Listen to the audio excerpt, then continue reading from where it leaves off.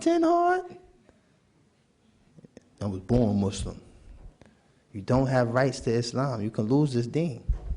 Allah can replace you. Next question. How did your grandmother take the news when you told her that you had became a Muslim? My grandmother, that's my dog, yo.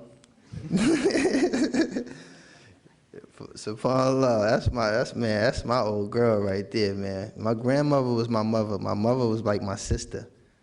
You know what I'm saying? So it's like, I deal with them differently. I have this submissive kind of relationship with my grandmother. And my mom's like I taught to her, like I taught to y'all. You know, but alhamdulillah, my grandmother, very religious woman. And this is why, you know, I make dua for so much when I travel, you know. And she's a woman that's deserving. She's so deserving of La ilaha illallah. She is so deserving of Islam.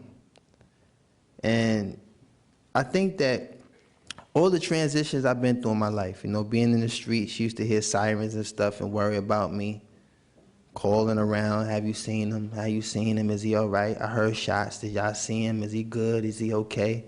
And then when I entered the music business, she was proud for a minute until she started monitoring things that happened in the music business, and she seen I was still consistently in danger. Like, yo, calling my phone, is you all right? I heard somebody got killed in the club. Was you in that club? Like, nah, Mom, I'm not even in the country. Oh, okay. All right, well, you take care of yourself, okay? I'm like, okay, I'm good. I'm going to take care of myself. And then I would hang up the phone and be like, I don't even want to do the show now. My grandma would jinx me or something. Man, I'm scared now. And that's how I used to feel, because every time she called, wallahi, when I was young, every time she called, something would happen around me. It's like a mother's intuition. Like, they know when their children is in problems. They know when their children, you know, they had that feeling, you know. And basically, you know, me and her got tighter. You know, she was mad at me on Mother's Day. She's like, well, you know I like cars at least. I'm like, come on, man, I don't celebrate Mother's Day. Would you want me to acknowledge you as my mother today and then 364 days, just, you know, you're just a lady I know? She said, oh, you trying to be funny? No, I ain't trying to be funny, you know. Come on, man. Take it easy on me, lady. You know, that's how we get down. You know, I love my grandmother to death, and may Allah guide her, inshallah. Today, you see many Muslim women dressing a certain way, doing the club thing, doing the drinking thing, the illicit sex thing. What advice could you give them on what men really think of them in doing these things? Basically, when the Muslim sisters start to incorporate the lifestyle of, you know, those that are not Muslim, you know, to be honest, the perception that men have, being that, you know, you follow a religion that doesn't practice these things. And even non-Muslim men are aware of this as well. So it's like, y'all have to be mindful of that the non-Muslim men, they actually know this. So if they ever seen you at one point wearing hijab, which is not covering your whole face, so don't think that a brother won't remember your face and then they happen to be in the club and see the same sister that they go to school with no hijab on the dance floor, dancing like a fool. You understand? Not only does these type of actions discredit you as a Muslim, but it discredits the religion of Islam. Because, you know, there's a certain kind of discipline that comes with, you know, singling out everything for the sake of God, you know, and showing your devotion is your hijab. Your hijab is a symbol of your devotion, not only to your faith, but to your Lord.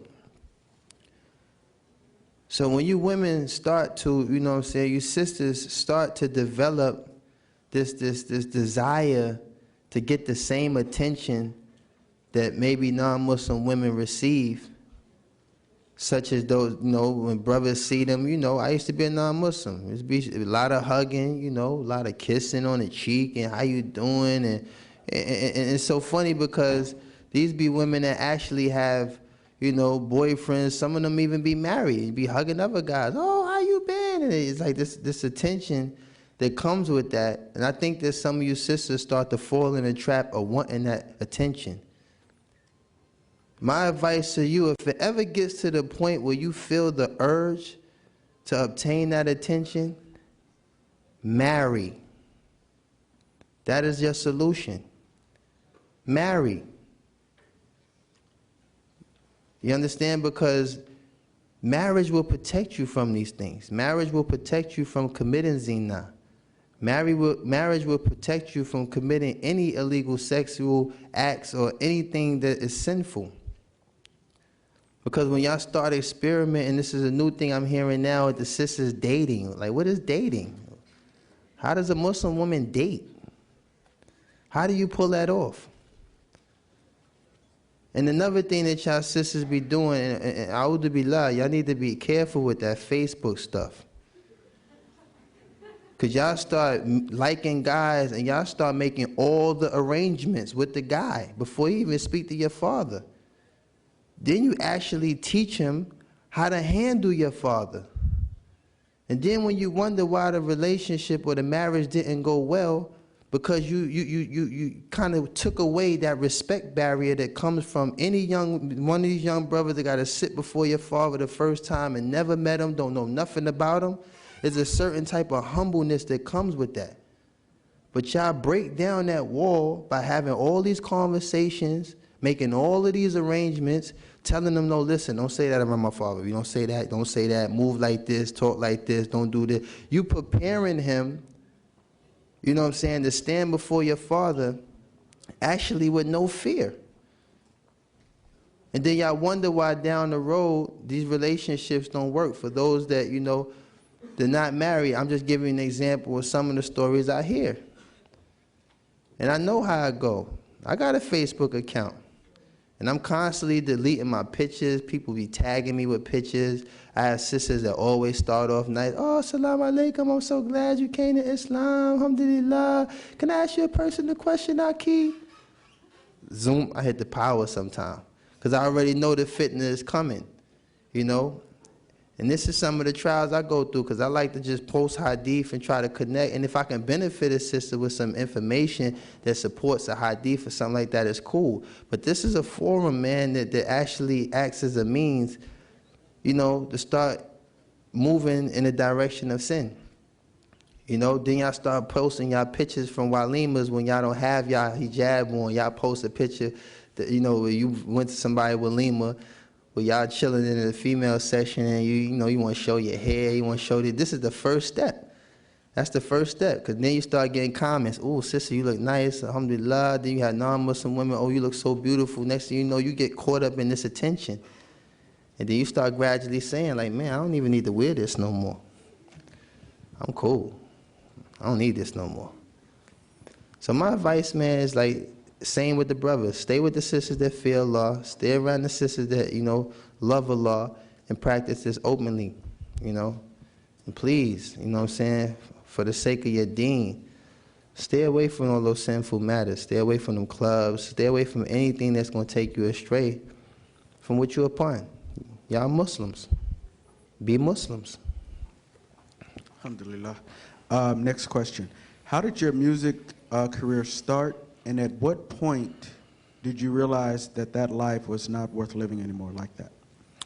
Well, my music career started when I was writing. You know, I used to just write poems, not even poems, but poems, diary, stuff like that, just to help me get past the day-to-day stuff I was dealing with in the street. I never wanted to be a rapper. You know, I grew up in an environment where, you know, it was other influences. Rappers wasn't that popular then. You know, even then, rappers looked at like the neighborhood, you know, hustlers and stuff. The rapper never really had his own identity, to be honest with you. The rapper has never had his own identity. The rapper has always been a reflection of what goes on in the community that he might have lived in, whether he was watching everything from his window and never did anything. You know, those things never influenced me. So my music career started from someone telling me to pursue it because, you know, he discovered that I had the ability to write. So I took his advice and I started to write. And I ended up writing songs. Like the first song I wrote for a person was for Shaquille O'Neal in 1995. I was writing music for that long. getting checks and nobody knew. I was more successful as a writer, y'all. I know y'all might can count how many videos y'all saw me in, but when I say I wrote 52 top 10 hits, that mean I wrote a lot of songs. Other songs that y'all was still clapping your hands to and didn't know I wrote. So I was more successful as a writer. I never really wanted to be an artist. I was more happy with just writing and using that as a means to, ventilate. But when I realized that it wasn't good for me anymore, it's because of the lifestyle that comes with it. The lifestyle that comes with it, is very, very challenging because you find yourself, you find people submitting to your success. Males and females, You have men that act kind of crazy too. Yo, son, yo. Oh, I can't get an autograph. They want to fight you and stuff. And, what I'm saying? Brothers get mad and stuff. Like, yo, dog, what's what I'm saying? I bought your record. Hey, yo, F you, Loon. You and Diddy. All y'all soft. Like, you get mad and, what I'm saying? You be like, yo, dogs, I'm busy. I mean, what do you want me to do? I'm just saying, yo, and then they calm down. They be going through these emotional things. Like, yo, nah, I'm just saying, man, I ain't really mean to say that. I'm just saying, yo, it's like, Aki, get yourself together. What's wrong with you, man? Why you bugging out on me like that? And, then the same thing with sisters. You can tell some of the sisters are born in places of respect, born, or raised with respectful parents, but right at that given moment, they compromise all of that. Just to try to get in the VIP section, just to try to get, in somebody's hotel room or something like that. And it becomes easy for a man to deceive you. Even if he didn't set out to do it, you're deceiving yourself by putting yourself in these positions. And then as a man, as you start to succumb to these things, you start to realize who you're doing this to. You're doing this to somebody's sister. You're doing this to somebody's, daughter.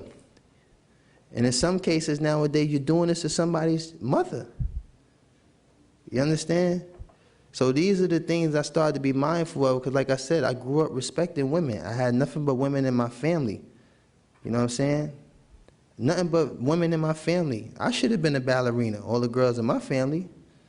I should have been jumping double dutch or doing something like, unmanly. But the reality of it was I grew up as a protector for the women.